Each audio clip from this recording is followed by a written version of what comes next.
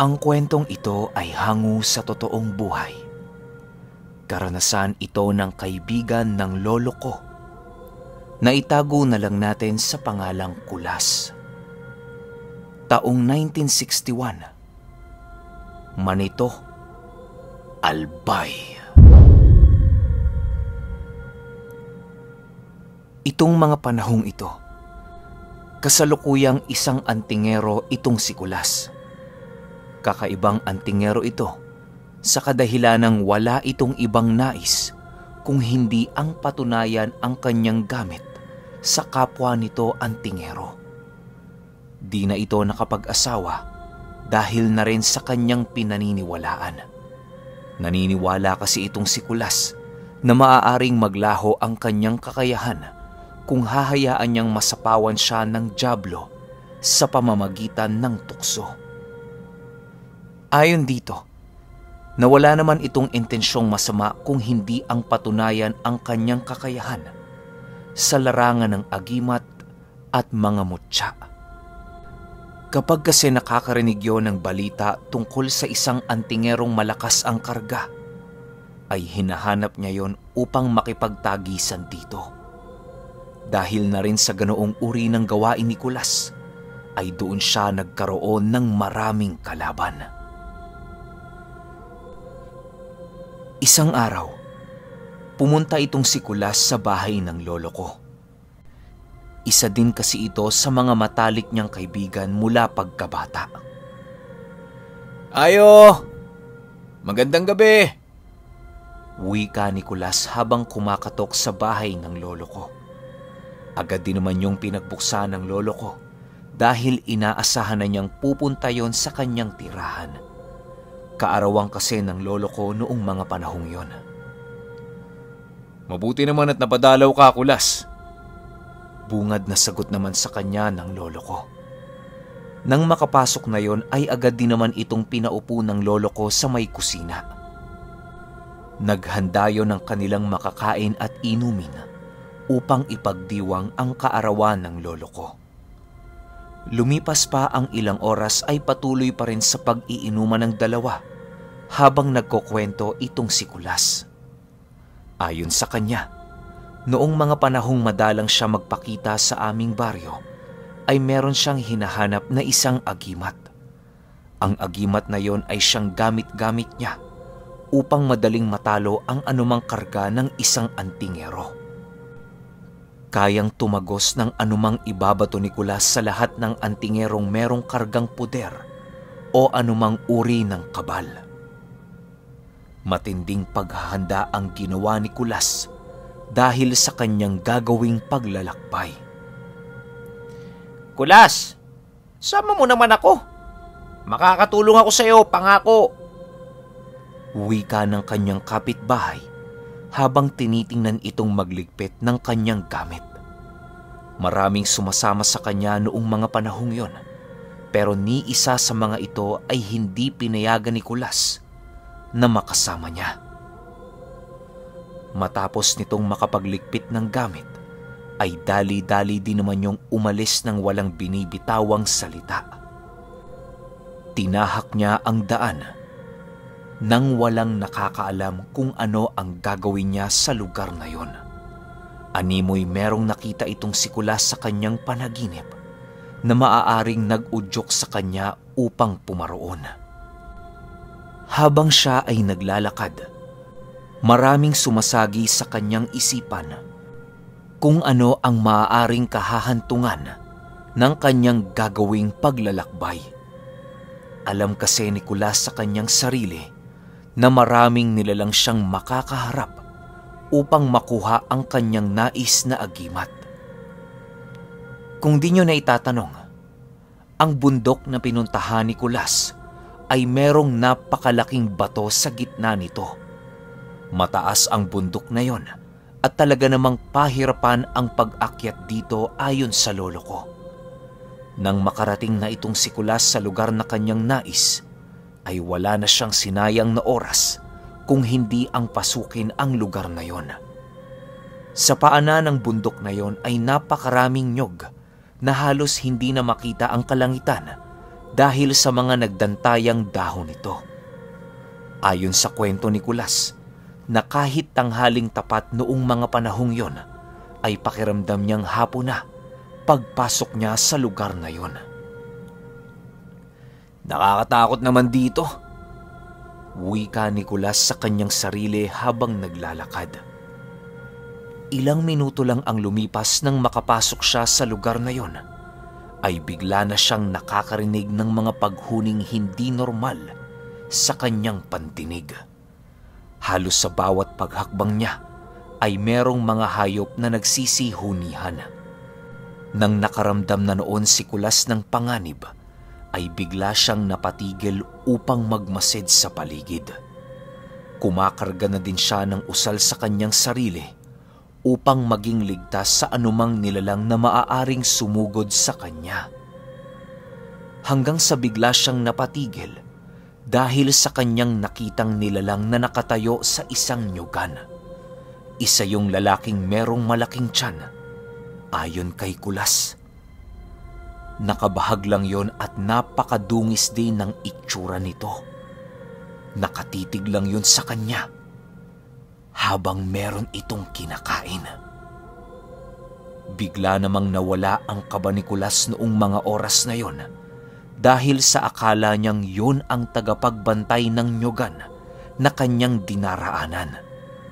Dali-dali niya itong nilapitan upang tanungin kung nasaan ang pinakamabilis na daan upang marating niya ang tuktok ng bundok. Nang medyo malapit na si Kulas sa taong yun, ay bigla itong napatigil dahil sa kanyang nakita. Habang papalapit kasi siya roon, ay siya namang paglabas ng mga pangil ng taong yun na para bang isang asong nilalapitan ng taong hindi niya kakilala. Manong, may problema ho ba?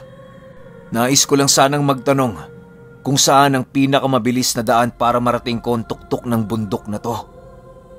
Wika ni Kulas. "Ano ang gagawin mo doon? Magnanakaw?" Sagot naman sa kanya ng lalaki.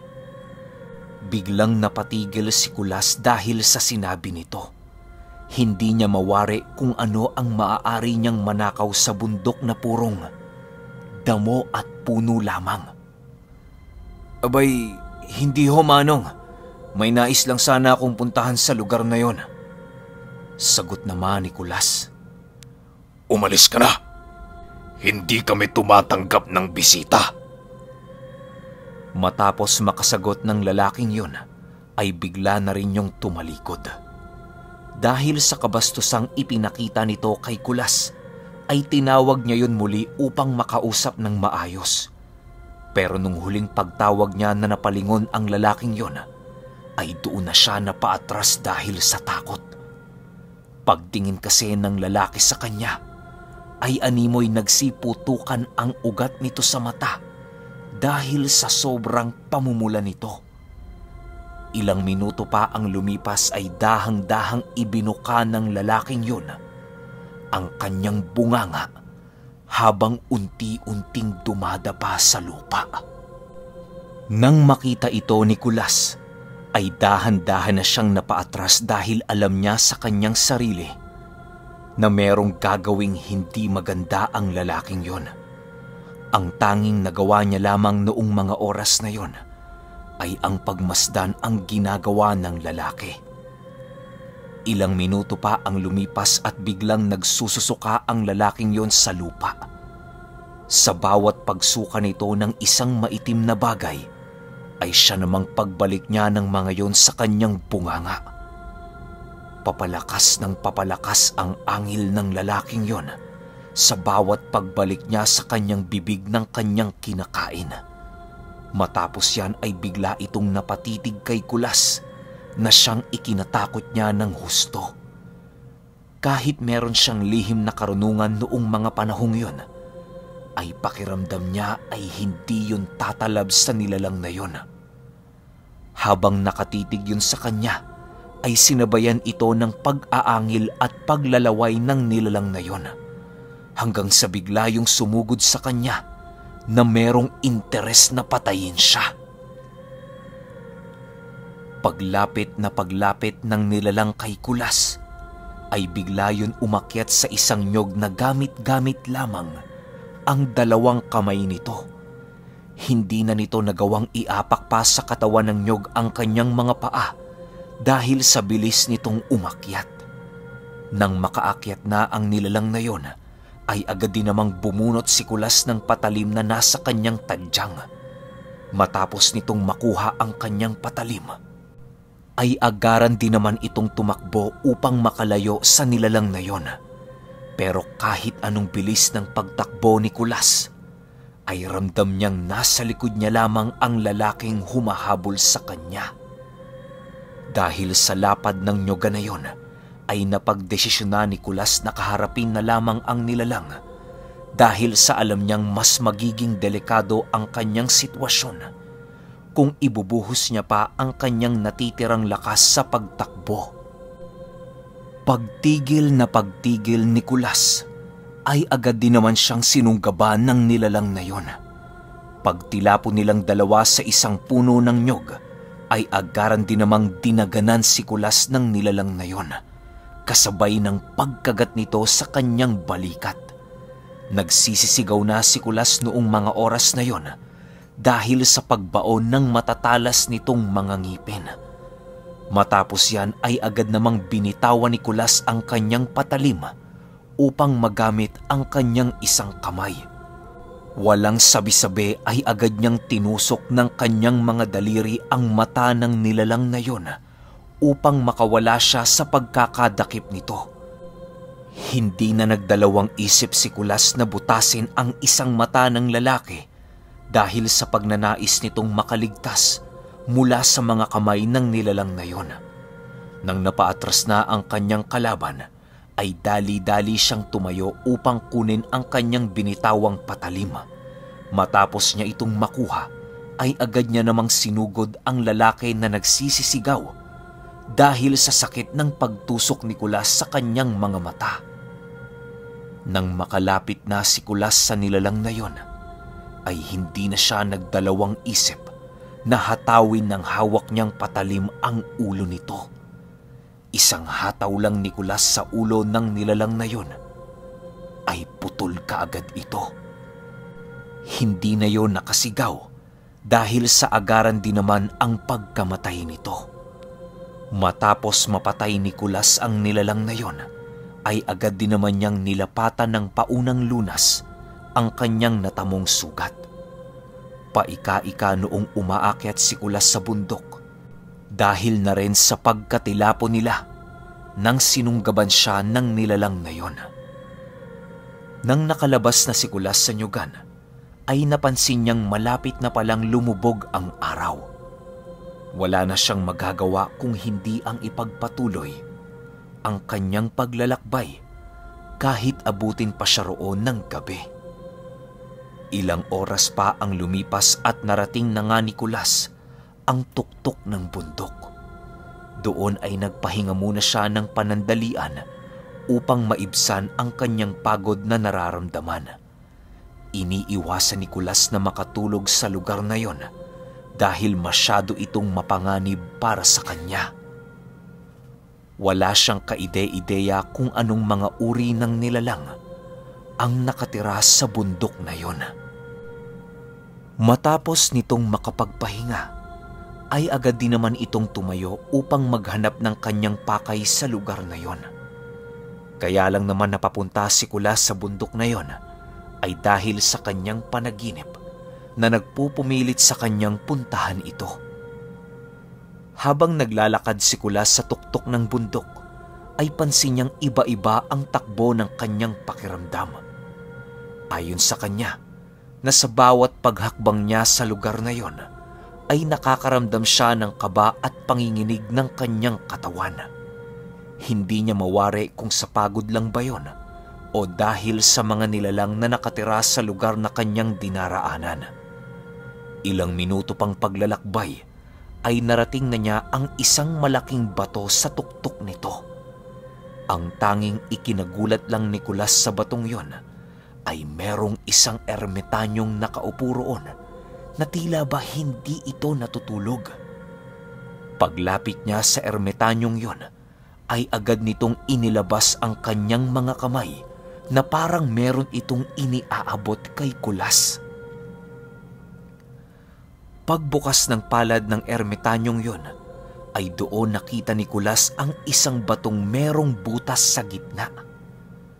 Hindi nagsasalita ang ermitanyong yon habang nakatitig sa kanya.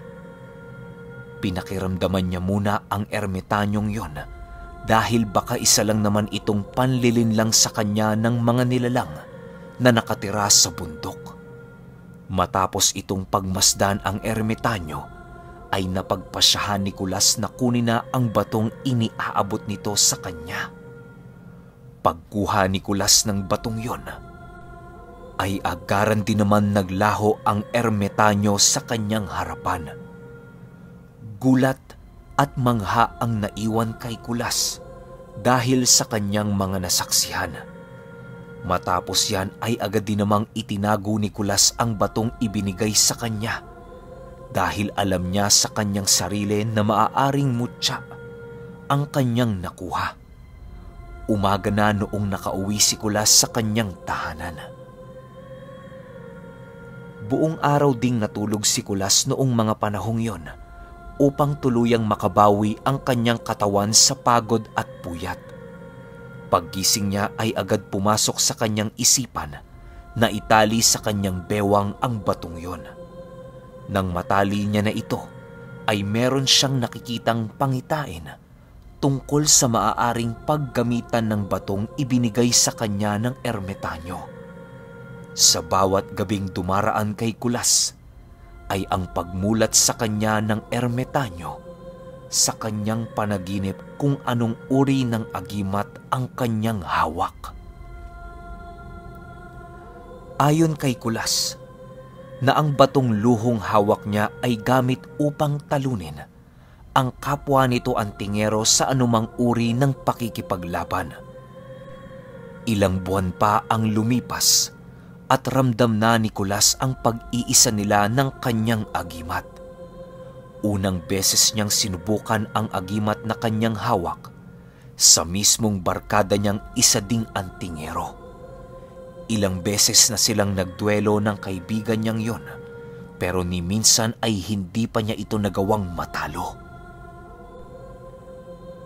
Isang araw, pinuntahan ni Kulas ang kanyang kaibigang itago na lang natin sa pangalang Jose. Nais kasi ni Kulas na doon muna subukan sa kanyang kaibigang merong kargang mataas na uri ng kabal. Oo na, Kulas. Bukas pumunta ka sa tabing ilog kung saan tayo palaging nagsusubukan ng gamit. Wika ni Jose. Napangiti lang naman si Kulas dahil sa pagsang-ayon ng kanyang kaibigan.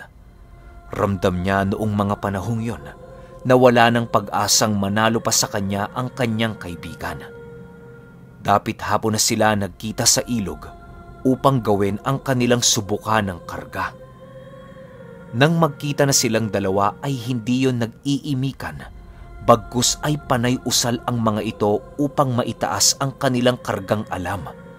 Si Kulas noong mga panahong yon ay nakahawak lamang ng mahigpit sa kanyang agimat habang nag-uusal ng pamproteksyon sa kanyang katawan. Nang matapos na ang mga yon, ay doon na nila inumpisahan ang kanilang tagisan ng kaalaman. Ikaw na muna ang mauna, Kulas. Hatawin mo na ako ng bolong dala mo. Wika ni Jose. Agad namang lumapit si Kulas sa kanyang kaibigan upang hatawin yon ng bolong dala niya. Di rin naman nangamba si Kulas para sa kaligtasan nito dahil ilang ulit na rin niya yung ginawa kay Jose. Nakatalikod lang yon habang nakapikit. Matapos yan ay kinuha ni Kulas ang butas na bato sa kanyang bewang at inilagay yon sa kanyang kamay kung saan naroroon ang bolong hawak niya. Maniwala kayo o hindi, paghampas dito ni Kulas ay biglang nahiwa ang likod ni Jose na siyang labis niyang ikinagulat Nagsisisigaw ang kanyang kaibigan noong mga panahong yun dahil sa sakit at galit kay Kulas. Ang buong akala kasi ni Jose ay nilagyan ni Kulas ng sumpa ang kanyang bolong hawak. Nang makita yun ni Kulas, ay labis-labis na lamang ang kanyang pag-aalala dahil sa nangyaring yon. Buong akala niya noong mga oras na yon ay mamamatay na ang kanyang kaibigan dahil sa ginawa niya dito. Agad naman nila itong naagapan dahil na rin sa mabilisang pagtulong dito ni Kulas. Pinatayo niya kaagad si Jose at dali-dali nilang pinuntahan ang pinakamalapit na pagamutan upang maisara ang sugat na ginawa niya. Matapos ang pangyayaring yon, ay hindi na sila nag-usap pang muli. Di na nakapagpaliwanag si Kulas noong mga panahong yon dahil alam niyang galit na galit sa kanya si Jose.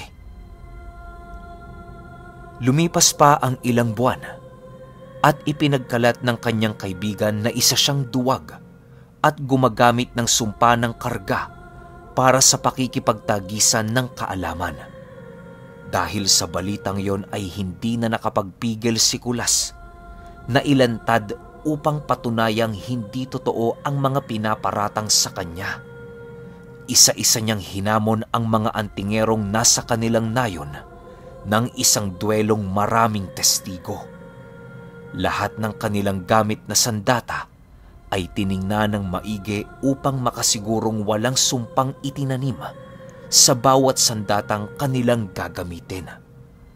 Matapos maganap ng kanilang duelo, ay iniwan ni Kulas ang kanyang kalaban na nakahandusay sa lupa.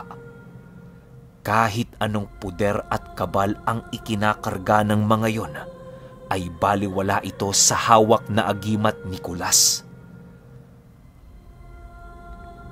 Hanggang sa paglipas ng panahon, ay nakilala siyang mamamatay ng kapwa niya antingero. Lahat ng kanyang nakakalaban ay hindi na yon nakakaganti sa kanya.